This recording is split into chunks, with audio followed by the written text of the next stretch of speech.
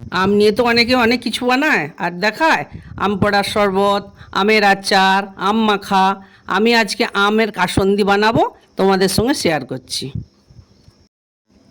কাসন্দিটা কি করে বানাবো আর কাসন্দিতে কি কি উপকরণ লাগছে সেটা দেখে নাও। আমটাকে প্রথমে ছাড়িয়ে কুড়িয়ে নিয়েছি। তাতে লাগছে সর্ষে গুঁড়ো, একটু হলদি আর লবণ। একে একে সব কিছু দিয়ে আমের মধ্যে হলদি গুঁড়ো আর লবণ আর হচ্ছে যে সর্ষে গুঁড়ো দিয়ে মেখে। বন্ধুরা, তোমাদের সাথে কথা বলতে বলতে আমার কাসুন্দিটা রেডি হয়ে গেল। এবারে এটাকে আমি বয়ামের মধ্যে ভরে নেব।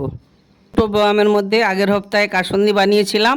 আমার বাড়ির সকলে খুব কাসুন্দি খেতে ভালোবাসে, তাই আবার আমি এই সপ্তাহে কাসুন্দিটা বানাচ্ছি। বন্ধুরা, কে কে কাসুন্দি খেতে ভালোবাসো আমাকে কমেন্টে জানিও। ফেসবুক থেকে দেখে থাকো তাহলে লাইক, কমেন্ট আর ফলো করে দিও। যদি ইউটিউব থেকে দেখে থাকো তাহলে সাবস্ক্রাইব করে দিও যদি ভিডিওটা ভালো লেগে থাকে।